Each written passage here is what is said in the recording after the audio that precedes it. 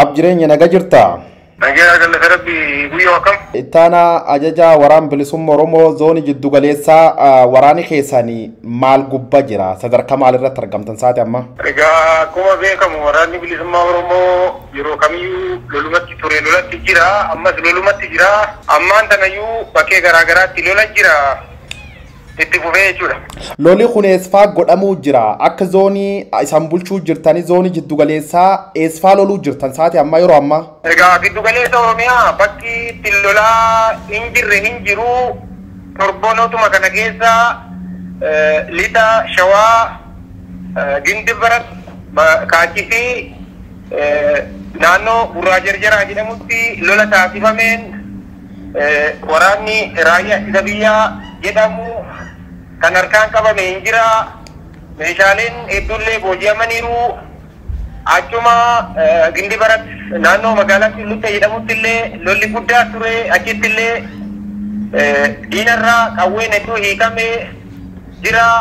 Gama biraatiin godina lixa Shawaa aanaa Amboo magaalaa Amboorraa deemsa miilaan sa'aatii tokko hin caalle laga naannoo Dabbiis jedhamutti lola ta'een hedduu ajjeesuudhaan hedduu madeessee qawwee hedduu hiikee jira. Achuma aanaa Amboo ganda Tulee naannoo Bokkuu Tulee jedhamutti kaampii Tulee seenee da'annoo keessaa baasee qawweelee hedduu kun injifannoo galmeessee jira. Aanaa Jibaatitti illee akkasuma lolli ture. Aanaa Sayyootti illee ture. Guyyumarraallee aanaa Midaaqanyii magaalaa Baallammii magaaluma aanaa Midaati achitti illee lolli guddaan geggeeffame. Egaa waraanni bilisummaa Oromoo Oromiyaa keessa ispeeshaalii naannoo nuti keessa sochoonu keessatti bakka hin jirre hin jiru. Lolaa jira, bobba'aa jira. Egaa aadaa waraanaa keessatti immoo waraanni bakka akkasii jira, iddoo akkasii seeneera jedhamee hin ibsamu. Kanarraa kan hafe waraanni bilisummaa Oromoo hojiitti jiraachuu, bakka hundaa lolaa jiraachuu, injifannootti jiraachuusaa kun ifaa jechuudha. Ayyeme qondaaltota waraan bilisummaa Oromoo keessaatiin tokko yeroo ammaatti TPLF walii walitti dhufee uumachuu keessanii wal qabatee mootummaan Itoophiyaa yeroo adda addaatti sanqeeqa ture. Walitti dhufeen TPLF waliin ijaarratan gubbaatti maal jechuu barbaadda? Maaliif walitti dhuftani? Waan dubbachuu dandeettu qabdaa? Waraanni bilisummaa Oromoo yookaan immoo hoogganoonni keenya akka dhaabaatti dhaabni waliigaltee inni godhu dhaabota yookaan immoo jaarmiyaalee sirna kana hundeerraa kaasuu keessatti kallattii garaagaraadhaan waliigalteen godhaa alliyaansiin godhaachuudha. Gama siyaasaatiin haa ta'u waraanaan haa ta'u tumsa garaagaraa hin geggeeffata. TPLF qofa osoo hin taane Beenishaangultu jira, Sidaamaatu jira, baay'eedha. Warra kana wajjin waliigaltee godhee waliigalteen goon waliigaltee waraanaati. Sirna kana diiguudhaaf impaayera kana diignee sirna nama nyaataa, cunqursaa, saamichaa kan dhabamsiifne hiree uummanni biyya kanaa Oromoo dabalatee sabaaf sablammoonni impaayera kana keessatti qawwee dhuunfaamanii jiran kana bilisummaa gonfachiisuudhaaf biyya isaaniirra nagaan akka jiraatan gochuudhaaf waliigalteen hin taasifamaa jechuudha. Kanaaf wanni kan TPLF addatti afarfamee odeeffamuuf biyya kana keessatti humna ta'ee mootummaa kana kan raasaa jiru DFP fi woboodhaa jechuudha. Sodaa kanarraan kan ka'e waliigalteen kun isaan yaaddesse malee waraanni bilisummaa Oromoo isaan qofa faana osoo hin taane dhaabbilee waliin lolaa ture walumaan lolaa jira jechuudha. Kun waan dirree jiru jechuudha. Sodaa kanarraan kan ka'e mootummaan raafamee injifatamuun gama siyaasaan dippiloomaasiidhaan waraanaan isa mudate kanaaf piroopagaandaa kaasee madaa kaleessa warri Oromoo madeessan kana warratu akkam ta'ee jedhee kaasa jechuudha. Yoo madaa taate kan TPLF waggaa 27 Oromoo madeessite sabaaf sabni biyya kana madeessite caala sirna amma aangoo irra jiru kanatu aalmaatti uummata ajjeesaa jira, uummata saamaa jira. Sirni kun immoo sirna dhabamuun irra jiru. Kanaafuu feetan illee mootummaa kanarratti qawwee yoo kaase sirna kana diiguudhaaf mormii irraa qabnu jechuudha. Ayyee TPLF waggoottan 27 turan armaan dura ajajaa waraan bilisummaa Oromoo waliigalaa Abbaa Kumsaa Dirriba Lammeessaa yookaan Jaalmarroon dubbate ture. TPLF waggoota baay'eef Oromoo miidhaa turte sunis hin irraanfannee jedhe ture. Amma TPLF waggaa 27 lolaa turtanii namantanii amma deebanii nu ganan jettanii hin shakkitanii? sodaa DDS yookaan sodaa ebeluu kan jedhu waraanni bilisummaa Oromoo sodaa akkasii of keessaa qabu. Kaleessa gonaatis akkasii nurraa qaban qaban lolaa turre kaleessa. Har'a ammoo isaan bakka sana hin jiranii jechuudha. Bakka isaan addeeffannee dura dhaabbanne lollu hin jiru. Aangoo kan harkaa qabu sirna isa kanaa jechuudha. Sirna amma aangoo harkaa qabu kan uummata ajjeesaa saamaa gidirsaa jiru kana duulli keenya qabsoon keenya inni kallattii namaa isarratti jechuudha. Malee DDS kaleessa Oromoo hin saamne hin ajjeefne godaannisa irratti hin raawwanne jechuu miti jechuudha. Kanaaf amma garuu haala qabsoon Oromoo keessa jirtu haala impaayirri kun keessa jirtu murteessaan sirna amma aangoo irra jiru jechuudha. Amma waligala TDF yookaan humnittis Tigraay gar kaaba gulaanii loltoota mootummaa baay'ee push godhuu dubbatama. Magaal Dasee dabalatee bakka hedduu baay'ee qabachuusaa dubbatama. Waraani keessan waraani bilisummaa Oromoo Oromiyaa keessaa iddoo tanfa qabaatti. Magaal yookaan aanaa akkam farka qabam. Waraanni bilisummaa Oromoo zoonii kanaa keessumaa naannoo lixa shaggar keessa socho'u bakkee jirurratti amma osoo hin taane yoo xiqqaate baatiiwwan hedduudhaaf bakkeewwan hedduu to'annoo jala galchee jiraa jira. Fakkeenyaaf Gindi Barat irra caalaa, aanaa Ilfataa, aanaa Midaaqanyii, aanaa Amboo gara Waddeessaa, Abuunaa Gindi Barat, Dirree Cinnii, aanaa Jibaat, Tayyoo, magaalaa xixiqqoo kan mootummaa waraanni mootummaa haga ta'e keessa jirturraa kan hafe waraanni bilisummaa Oromoo dhuunfannoo isaa jala oolfataa ture amma immoo daranuu jabeesse itti jiraa jechuudha. Ittaanaa ajajaa waraan bilisummaa Oromoo zoonii jiddugaleessaa aabbi jireenya mee TPLF yoo fudhannee magaalota gugurdoo mootummaa naannoo Amaaraa jala jiran baay'ee dhuunfatanii ofiin bulchan agarra. Waraanni bilisummaa Oromoo aana waan dabarte magaala gugurdoo fa'aa kontirool yookaan dhuunfachuuf irratti xiyyeeffateen hojjetachuu.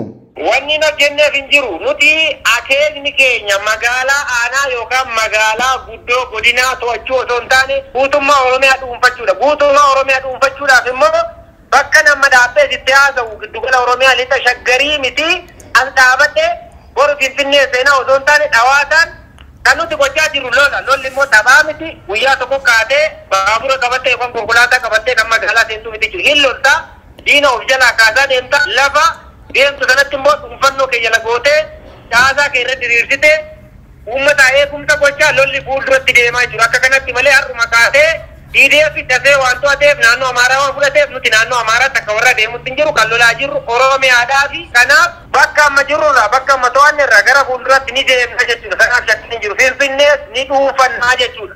Guutummaa Oromiyaa dhuunfachuutti jirra malee bakka tokko bakka lama dhuunfannee taa'utti hin jirru gara fuulduraattis itti deemuu kan jirru jechuudha. Mee amma odeeffannoo qabdanii garee waraana Tigraay yookaan Tigraay Defense Force waliin wal dubbiftanii waraana irratti akka wal gargaartan agriimentii uumtanii jirtanii. Waraanni Tigraay kun sadarkaa inni gubbaa jiru quba wal qabdu sadarkaa inni gubbaa jiru kan odeeffannoo walii qabdu. Sana sadarkaa waraanni Tigraay irra jiru hoogganoota dhaabaa yookaan immoo qondaalota olaanoo warra dhimma kana beekan yoo gaafatte haala kana siibsuu danda'an. Yani garuu akka waraana bilisummaa Oromoo zoonii kanaatti siibsuurraa kan hafe kan darbee siibsuu hin danda'u jechuudha. Waraanni bilisummaa Oromoo kaaba walloo keechochoo yookaan kaaba Itoophiyaa walloo kamisee keechochoo magaala kamisee dabalatee magaala hedduu dhuunfachuusaa dubbatama. Waan kana immoo qabda. Waan kana jaallan achi jirarraa hagan odeeffatetti injifannoon cululuqaa akka jiru meeshaalee gurguddaa kan akka dishkaa baazuqaa snaaperii bireenaa kanneen dabalatee hiikaa akka jiranii jaallan irraa odeeffannoon hin qaba. Garuu kanallee qaamaan achi taa'ee akkanii sanatti ta'ee bakka akkasii lola ta'ee akkatti dhuunfanne akkatti boojinee kanasiin jechuu hin danda'u guyyoo. Mootummaan Itoophiyaa kun sadarkaan inni gubbaa jiru kun nam siyaasaan Itoophiyaa akkamitti ilaaltu? Siyaasaan mootummaan biyya bulchu keessatti argamu kana. Akkuma walumaanuu argaa jirru qaamaan keessa jirra akka beeknutti sirna Itoophiyaa impaayirri kun impaayira duute impaayira kana duuteef immoo warri boo'ichi hin galchu kan du'e awwaalu amma awwaalcha tafe jechuudha. Kanaaf tumsitoonni mootummaa boo'aa jiru. Boo'ichi immoo sirna nama nyaataa fi cunqursaa du'e kana galchuu hin danda'u jechuudha. Kanaafuu furmaanni isaa maali? Awwaaluu qofa. Awwaaluudhaaf immoo waraanni bilisummaa Oromoo itti jira jechuudha. Mee dabalataan mootummaan Itoophiyaa yeroo ammaatti deddeebiin waliigaltee biyyaalessaa tolchuuf karoorfadhee jedhee waliigaltee mootummaan biyyaalessaa godhuuf kan akkamiin ilaaltan hin fudhattanii san? Har'aa miti addi bilisummaa Oromoo yeroo chaartera irraa kaasee karaa nagaa qabsoo kana xumuruudhaaf yaalii inni hin godhiin hin jiru. Yaaliin kun immoo mataa jabinaa fi shira mootummaa Itoophiyaa yeroo aangoorra ture haga ammaa aangoorra jiraniin qajeelfamaa ture jechuudha. Nagaatti namanna nagaa fiduudhaaf qawwee kaafne jechuudha. Mootummaan kun immoo karaa nagaadhaan mariidhaan gattaa'ee ni taasisa yoo jenne hin taasisu waan waliin beeknu jechuudha. Lafa qawwee walitti dhukaasaa jirrutti lafa mootummaan humna qabu lafoorra qilleensarra bobbaasee lola geggeessaa jirutti kuni waan fakkaatu miti jechuudha. Amalanni baroota hedduu fi hagaarraa ammallee itti jiru kun keessumaa mootummaan amma aangoorra jiru sirni PP amma aangoorra jiru kun shira inni waggoota 3 arfan darban keessatti waraana bilisummaa Oromoo irratti dalage akeektu qabu furtuu rakkoo karaa nagaa kan inni qabu osoo hin taane mootummaa shiraati jechuudha. Mootummaa shiraa kana faana immoo kana haasa'uun waan yaadamuu miti. Irda deebiin mootummaanii loltoota keessan dhabamsiisu dubbata. Loltooti shanii hagan harki kennatte, hagan ijjeefamte, hagan harki kennamte jedhanii yeroo baay'ee miidiyaan ibsa kennan. Loltooti baay'een isan irra ijjeefamuun kun dhugaa yookaan isan dadhaba dhufuun mootummaan isan miidhuun kun hagam dhugaa? Olola mootummaanii waraanaan gaafa dadhabu siyaasaan gaafa kufu dinagdeedhaan gaafa kufu propagaandaatti ololatti dhimma ba'a. Ololli kun immoo olola hin jirre waan isaan olola oofan kana lafarratti gaafa argitu yoo waraana keenya ka dhabamsiisan taate lafa waraanni bilisummaa Oromoo amma dhuunfate kana waraanni mootummaa eessa dhaqe waraanni keenya yoo dhume kuni waan dharaatii jechuudha. Gama biraatiin immoo waraanuma isaanii keessaa yookaan immoo dabballootuma isaanii keessaa leenjisanii waraana bilisummaa Oromoo fakkeessanii yeroo tokko ni dhiyeessu. Waraana ajjeesan sana waraana booji'an sana kan harkaan qaban sana gadi fuudhanii maan agarsiisin hin jiru jechuudha. Kijiba wanna kijibaa akkuma karasiin jedhe warri aduu eebetta warra du'e kan ammoo boo'aa jiru. Boo'ichi kun boo'icha sobaatii jechuudha. Kanatti naguuguudhaan malee waraanni bilisummaa Oromoo yeroo kamiyyuu caalaa sadarkaan dandeettiin inni irra jiru olaanaa jechuudha. Kanaafuu lolee itti milkaa'aa jira jechuudha. Kanaaf mootummaa waan kijibaa duruu amala isaati kanarra waan ilaalan illee miti. Yeroo baay'ee deddeebiin loltoota leenjisuu keessanitti dubbatama. Bakka baay'ee loltooti jajjabee waraanni bilisummaa Oromoo jajjabee leenjisedhanii suuraaleen viidiyoon gargaraa gaafiif deebiin gargaraan godhama. Loltoota baay'ee leenjisuu jirtan namooti gariin ammoo akka sadarkaa loltootichi ittiin leenjisan kana waraanni bilisummaa Oromoo key area strategic boota bakka hedduu qabachuu hin dandeenye dhani qeeqee ka'uu jira. Tanirra maal jetta? Egaa waraanni bilisummaa Oromoo yoomiyyuu bilisummaa Oromiyaatiif lola, walabummaa Oromiyaatiif lola. Kana keessatti immoo waraana leenjiftee gurmuu kee jabeessitee diinaan loluun fardii waan ta'eef inni kuni hojiiruma idilee waraanni bilisummaa Oromoo itti hojjetu jechuudha.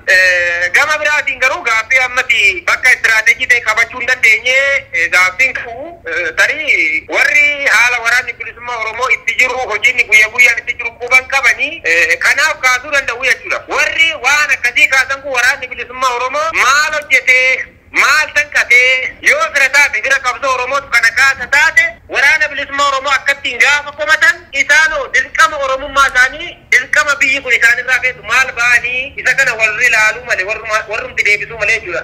Haa ta'uti garuu waraanni bilisummaa Oromoo akka ammatti deemaa jirutti itti milkaa'aa jira, injifannootti galmeessaa jira.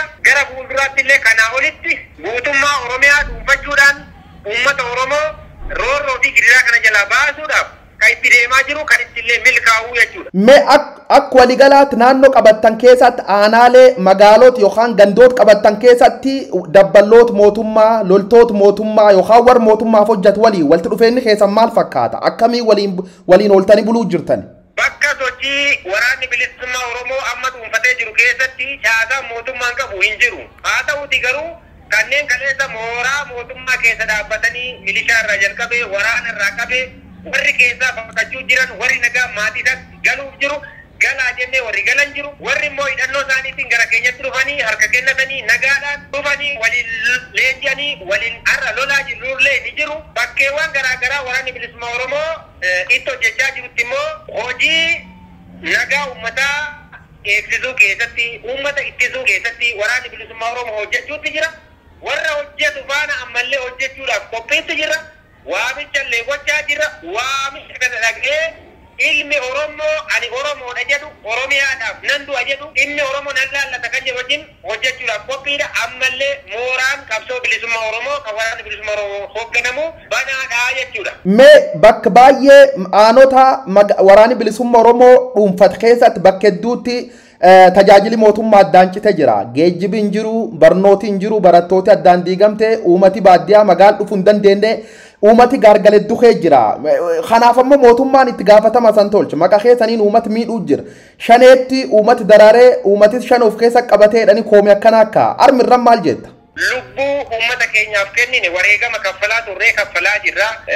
Bakka lubbuu uummata keenyaa kenninetti lafa uummata keenyaaf dhiiga keenya dhangalaasaa lafee keenya cabsaa jirutti uummanni keenya akka miidhamu hin barbaannu jechuudha. Kuni ifa galaadha. Waraanni bilisummaa Oromoo uummata isaati biyya isaatiif otoo akka uummanni rakkatu akka inni gidiramu hin fedhu. Gidiraa sana oolchuudhaaf rakkoo sana oolchuudhaaf waraanni bilisummaa Oromoo har'allee waan danda'uun ogummaa qabuun muuxannoo qabuun beekumsa qabuun uummata gargaaraa jira. Lafa mootummaan baqatee keessaa ka'e gargaaruutti jira jechuudha. Namni hin baranne ofiifis biyyaafis akka hin taasisne uummata keenyatti illee uummanni keenya akkaataa isaa danda'uun bakkee isaa danda'utti deemee akka maratu tolchuutti jira. Mootummaatu itti yaadee uummanni bakka akkasii naannoo waraanni bilisummaa Oromoo dhuunfatee jiru keessatti isaan deeggartootaa fi miseensota waraana bilisummaa Oromooti jedhee manneen barnootaa irraa cufee, manneen yaalaa irraa cufee, tajaajila garaagaraa irraa kutee kan rakkisaa jiru mootummaadha malee waraanni bilisummaa Oromoo waraana Oromooti, waraana uummataati.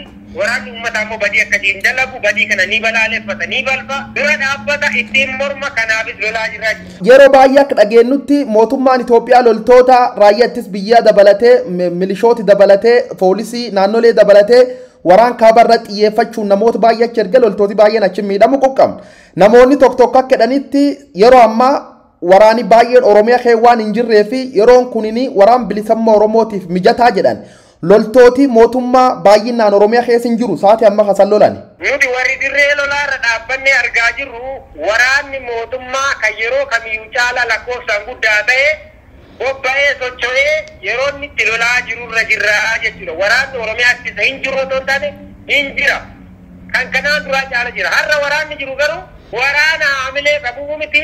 Waraana akka galeetti firoo dhaabbatee fi loluu miti. Kanaafuu lollee muuxannoo qabnuun dandeettii qabnuun lollee injifachaa jirra ittiin hirkaa jirraa jechuudha. Malee waraanni baay'inaan kan durii caalaa dachaa meeqa Oromiyaatti bobbaasee jiraa jechuudha. Bakka baay'eetti iddoo wal waraana jirtanitti uummati nagaa afaan ijjeefamuu dubbatama. Fakkeenyaaf Wallagga keessatti Oromiyaa kutaalee akka adda addaa bakki isaan keessa sochootanis dabalatee mootummaan ammoo gaafitan armaan durallee sillee gaafadhe jira. Ajajoota waraan bilisummaa Oromoo olaanoo baay'ees gaafadhe jira. Uummati nagaa ijjeessan cuf mootummaan shanee yookaan juntaa'edha. Uummati nagaa ijjeeftanii beektu ijjeesuu jirtu ammallee deebi'ee gaafadha. Guyyoo nuti uummataaf du'aa uummata ajjeefnu kana waan uummanni keenyallee bareechee beekuu jechuudha. Waraanni mootummaa ajajaan ajjeesa. Gaafa injifatamee waraanni irraa dhumatee meeshaan irraa hiikamee gaafa dallanu uummata nagaa ajjeesaa deemaa jechuudha. Dubartiin osoo namni, ijoolleen xixiqqoo osoo namni, jaartiin osoo namni nama ajjeesutti jiraachuudha. Kun immoo gaafa ajjeesu gaafa injifatamu gaafa meeshaan gurguddaa irraa hiikamu. Kana dallansuu sanarraan kan ka'e uummanni kun akka inni waraana bilisummaa Oromoo duukaa hin dhaabbanne duukaa hin deeggarre gochuudhaaf waan mootummaan abdii kutatee godhu malee waraanni bilisummaa Oromoo akeeka uummata nagaa ajjeesuu hin qabu. Uummata kanaaf du'a waraanni uummata kanaaf du'aa jiru immoo uummata nagaa hin ajjeesuu jechuudha. Kun mootummaan hojii isaa ofii hojjetee mana uummataa gubaa jira. Yoo kana guyyaa lola deeggarraa akkuma qarasiin jedhe kaan Amboo keessatti Amboo deemsa sa'aatii tokko tuletti lola geggeeffameen mana galma waaqeffannaa uummanni naannoo sanaa itti waaqeffatu dabalatee manneen uummataa dabalatee erga guggubanii booda nama nagaallee karaa irratti ajjeesanii jechuudha. Abuunaa gindi baratitti akkasitti ajjeesanii jechuudha. Manneen hidhaadhaa baasanii gara sochii waraanni bilisummaa Oromootti jirutti dhiyeessanii nama ajjeesanii gataa jiru jechuudha.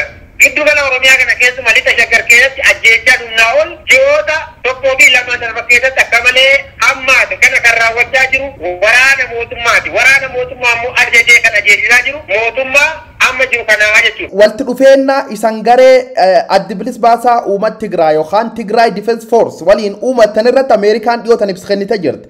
Ibsa kenniteeni oolaa fi waraan bilisummaa Oromootii fi gareen Tigraay walti dhufeen uummatti diiguu qabdi jedhan. waan kan itti amantu yaada Ameerikaa kanaan maal jette? Ani egaa isa kana odeeffannoo hin qabu konnekshinii keessas hin turre hin dhageenye wanna sana gaafa dhaga'ee akka fi bakka hin jiru kana gaafadhee gaafas deebii kennuu danda'a malee har'a deebii kennuu hin danda'u. Warri dhiibee dhufee jira. Waraani kuyyoo dhufee Tigreen deebiftee uummata Oromoo garboomsitii sodaan jettulleen hin jirti. Isan akkam ettan harmi irratti deebine Tigree jala bullumoo waraani bilisummaa Oromoo uummata Oromootiif waan adda fidennee eeganna. Guyyoo waraanni bilisummaa Oromoo eenyumaanuu biyya kana keessa haa ta'u biyya biratti haa ta'u Oromoo cunqursee hacuucee bukkaamseen bulcha jedhu kamiyyuu waraanni bilisummaa Oromoo hin eeyyamu waan hin eeyyamneefu qawwee kaafnee lollaa Tigree kaleessa lolaadhuma turre bilchiginaa sarara lolaadhuma jirra lollee immoo ni injifanna itti milkoomna eenyumtillee Oromoo namni janan koloneeffadha ittarroon isa yoo jedhe waraanni bilisummaa Oromoo sodaa kanaaf hin qabu hin eeyyamullee jechuudha. Jalqaba irratti Itoophiyaan doote jirti awwaal qofatti hafaa jette jirta. Itoophiyaa Abiyyi Ahmad ammoo mootummaa haaraa hundeessee waggoota 5 dhufuuf fedhe karoora baafachuu jira. Mootummaa Abiyyi Ahmadiitiin maal jetta? Du'a sana dhumaatu beektaa aga lubbuun keessaa baatu numa dhidhiittata. Dhiittatti akka lubbuun keessaa baate san biyyootti deebisuu malee namni akkuma siin jedhe mootummaan hin jiru maqaa jiraa jechuudha. Maqaan hara kiiloo jira hara kiiloo taa'ee murtii ajaja nam tokkee yeroo dabarsurra jira malee akka mootummaatti mootummaan gaafa jiru caasaa jira. Caasaan mootummaa federaalaa haga dakaatti jira jechuudha. Caasanarra dakaa hin jiru jechuudha. Diigame dhumateera jechuudha. Kanaaf mootummaa kana yoo amma kaanee akka Oromootti har'a Tigreen ananii injifannoo itti faarfamaa jirtu itti akka malee afarsaa jiran akka TDFitti osoo hin taane roorroon irra gahe akka Tigreetti akkuma Tigreetti lolaa jirti. Oromoonis akka waraana bilisummaa Oromoo qofatti loluu osoo hin taane waraanni bilisummaa Oromoo qawwee harkaa qabaa lolaa jira diina isaarratti injifannoo argamsiisaa jira. Waraanni bilisummaa Oromoo gabrummaa jala jiru kan gabrummaa jala jiru uummata keenya uummanni keenya immoo gabrummaa kana jala bahuudhaaf akka Oromootti hidhatee lolu isa hidhatee deeggaru waan gochuu danda'u gaafa godhe wanni inni gochuu hin dandeenye jiru jechuudha. Gaafa Afrikaa keessattuu uummanni Oromoo uummata dhiibbaa uumuu danda'udha jechuudha. Uummata sirni impaayera kanaa isa koloneeffachuu miti. Isatti buuyuu hin dandeenye. Oromoon dammaqee jira. Waraana isaa jabeessaa jira. Haa ta'uuti garuu galii barbaade walabummaa isaa gonfachuudhaaf bilisummaa isaa mirkaneeffachuudhaaf Oromoon akka Oromootti loluu qabaa jechuudha. Gama taa'ee gamana taa'ee waan sana gargarti qabsoo keenya laamjes hojjechuurraa yoo dhaabbatee akka Oromootti lole akka Oromootti yoo qabsaa'e wanni inni hin injifatiin hin jiru jechuudha. Mootummaan immoo akka kaleessaa sanatti Oromoon bulchaa Oromoon cunqursa nana tuucaa nanu kaamsa jedhurra hin jiru jechuudha. Mootummaan akkasiin jiru. Ayyee mootummaan Itoophiyaa ammoo yeroo baay'ee deddeebiin maal jedha uummati Tigrees wal gurmeessaa akka bisaan loluu jira mootummaan ammaan tan biibulchu mootummaa Oromooti. Oromoo wal waraanuun qabu tokkummaa waliin dhaabbachuu qaba uummati mootummaa ofii tiffachuu qaba yaamichi jedhu mootummaan naannoo Oromiyaa waajjirri bulchiisaaf nageenya yaamichi godha jira. Garee biyyi bulchuu jirtu paartii biltsiginnaa waliin obboleeyyan jetteen yaaddu akka waraan bilisummaa Oromootti. Dhiigaan Oromoo ta'uu isaanii miti jechuudha. Yoo dhiigaan Oromoo taatee sirna kaleessa Haile Sillaasee keessa dargii keessa Oromoo hedduutu ture. Warri Oromoo ajjeesa obboleessa Oromoo miti diina Oromooti. Warri Oromoo ajjeesaa jirus diina Oromooti malee obboleessa miti fira Oromoo miti jechuudha. Kanaafi mootummaan aangorra jiru mootummaa Oromooti wanne Abiyyi Ahimad dhiigaan Oromoo ta'uu danda'a. Oromoo ajjeesaa jira garuu Oromoo ukkaamsaa jira Oromoo fixaa jira. Kanaafi mootummaan kun mootummaa Oromooti jechuu hin dandeenyu. Diina Oromooti. Kan Oromoo ajjeesu kan Oromoo saamu kan Oromoo hidhu kan Oromoo saamu diina Oromooti malee fira Oromoo miti jechuudha. Dhiyootan dhaabbatii Mark Zuckerberg hammaan tan maqaa kaampaanii isa meettaa jijjiirate waraanii bilisummaa Oromoo dhaabbilee hamoo jechuun fuul Facebook akka hin fayyadamne isan ugguree jira. Waan kan dhageette yoo dhageette ammoo asirra waan jette qabda. Ani sadarkaa odeeffannootti sooshaal miidiyaan kanarraan argaa dhugaataatu dharataatu hin beeku yoo dhugaa taate fuula feesbuukii cufuu danda'a garuu qawwee waraana bilisummaa Oromoo yoomillee hin cufamu hin ugguramu akkuma cufa'utti jira akkuma injifatutti akkuma diina ajjeesu akkuma booji'utti jira kanaafuu feesbuukiin cufame dhiifame miidhaa akka qabaatu qabaatellee waraanni bilisummaa Oromoo sanaaf yaaddoo qabu jechuudha. Mee dhiyoo tana ajajaan olaanaan waraan bilisummaa Oromoo gameessi waraana jedhame herregama boolichi dhengee isan lakkisuun mootummaatti harka kennate jira. Isan keessa diigumsi jiraachuu wal dhabdeen jiraachuu mootummaan yookaan warri mootummaa deeggar bal'ise irraasaa ture. Gollichi dheengee san dhiise galuu maalti santi dhaga'am yookaan wal dhabdeen ammoo deessan tun jidduu teessan hin jirti. Jaal gollichi dheengee kaleessa hoogganaa keenya ture nu barsiise nu qaree inni kaleessa rammoo mootummaatti harka kennateera inni kan inni gale zoonii kibbaa fi gaafatama ajaja waraanaa waliigalaa irraa yeroo waggaadhaan lakkaa'amu akkanii ani odeeffannoo qabutti naannoo waggaa 3 olii kanaaf ani zoonii kana taa'ee ajaja kana fudhatu ajaja zoonii kana jaalsanyii irraa malee jaal gollichaa irraa miti. Galuunsaa nam tokko ta'e hoogganas ta'e gantuun inni magaatti kun waan haaraa miti jechuudha. Kaleessas ganaa ture boruus ganuu danda'a. Gantuun guyyaa bilisummaayuu hin jedhani. Kanaaf waan sanarraa guddaa ta'ullee hin fedhu haala isaa gadi fageenyaan kan beeku dhibdeen immoo dhibdeen zoonii keessa jiru hin jiru. Waraanni bilisummaa Oromoo waraana akeekaa fi kaayyoo tokkoo fi loludha. Akka kana ta'etti nuti akka waraana bilisummaa Oromootti biyya dhabne mirga dhabne ummata keenya roorrifame mirgi isaa sarbame kana deebisuudhaaf qabsoo goona malee akka waraana bilisummaa Oromootti waraanni bilisummaa Oromoo dhibdee yookaan immoo mormii inni itti furamuu hin dandeenye hin qabnu sirna qabna rakkoo yoo jiraate sirna keenya furanna akkasumatti ture akkamatti jirra fuulduraaf illee akkasuma jechuudha malee dhibdeen gidduu keenyatti dhalatee waraanni bilisummaa Oromoo furachuu dadhabee galu hin jiru. Ayyee dhiyoo tana kaadireen mootummaa yaa'ii turte G3 dura ajajaan kan kee jaalsanyii ka jedhamu lixa Oromiyaa keessatti wal dhabdee jidduutti uumamteen du'ee jedhanii jiran jaalsanyiin lubbuun jirmoo yaadui. Jaalsanyiin gaafa kaadireen mootummaa du'e jedhu qaamaan waliin teenya ilaalaa jira. Maxxansa kan sooshaal miidiyaa irratti ajjeesan jira kana jaalsanyiin hin jira hin duune mootummaan immoo amalli isaa hoogganoota keenya guyyumaa guyyaan ajjeesa garuu kan isaan ajjeesan suni jaalmarroon illee du'aadhuma ture garuu inuma jira sanyiinis yeroo 2-3 du'eera innis hin duune inuma jira kanaaf kun waan hin jirree jechuudha beektaa waan godhanii fi waan jiran gaafa dhaban waan taasisan malee kun waan hin jirre jaalsanyiin hin jira gabamootti walumaan jira. Ayyee dhumirratti mootummaan Itoophiyaa kun inni sadarkaa jajjabdu gubbaa jira jedhee namni amana dhumirra maal jetta uummata Oromootiin maal jetta mootummaa bibbulchoo kana biyya Ahmadiiti maal dhaamta. Uummata Oromootiif Oromoon akka Oromootti wareegama hedduu kaffalaa ture har'as kaffalaa jira biyya kana keessatti immoo haalli biyyi kun har'atti deemaa jirtu haala akka kaleessaa sanaa miti uummanni Oromoo dammaquu qaba hidhachuu qaba tokkummaa isaa jabeeffachuu qaba kanneen mooraa diinaa keessa ta'anii lola isaan hin laallanne lola kaabaatti deemanii du'aa kan jiran gara waraana bilisummaa Oromootti dhufanii dhumaa kan jiran lola isin laallanne maqaa isaaniifu seenaa isaaniifu gaarii kan hin taane ta'uu hubatanii gara qabsoo saba isaaniitti waan qabatan qabatanii garaagaraa bakka garaa kan jiran ilmaan Oromoo gara mooraa qabsoo bilisummaa Oromoo gara mooraa qabsoo saba isaaniitti akka deebi'an dhaamsa dhaabee darbaadha.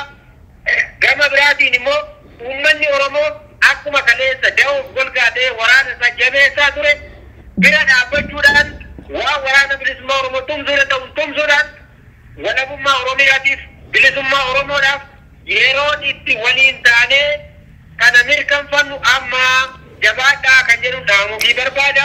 Haalli amma deemaa jiru lolli amma deemaa jiru galii keenya kan nu hanqaaqsuuniti kanneen achi keessa qooda fudhatanillee adabatanii gara saba isaaniitti akka deebi'an akkuma hoogganoonni Tigireedha hoogganoonni waraanaa hoogganoonni siyaasaa uummata isaanii waliin ta'anii gad of deebisanii hojjechuutti jiran uummata isaanii irratti hojjetanii uummata Oromoodhaaf akka hojjetan gaafatama seeraa fi gaafatama seenaa jira akka of baraaran dhaamsa isaanii dabarsaa jechuudha. Dhaamsi gabaabaan ati mootummaa bibbulchuuf dabarsitu yoo jiraate kanumaan xumurra. Akka mootummaatti bibbulchuutti hin jiru dandeettii isaas ittiin qabu caalaa isaa diigameera kanaafuu biyya kana rakkoorra buusuurra biyya kana caala balaarra buusee rakkoo namaa biyya kana keessatti gaaga'amni siyaasaa waraanaa addunyaa irratti ta'ee hin beekne akka hin taane uummata kanarratti daba seenaa fi daba seeraa akka kanaa dalagee waan inni ta'u waan inni itti baqatu hin jiru harka kennachuu qaba yoo harka kennate furmaatinni baqatee lafa inni naqu hin jiru guyyoo.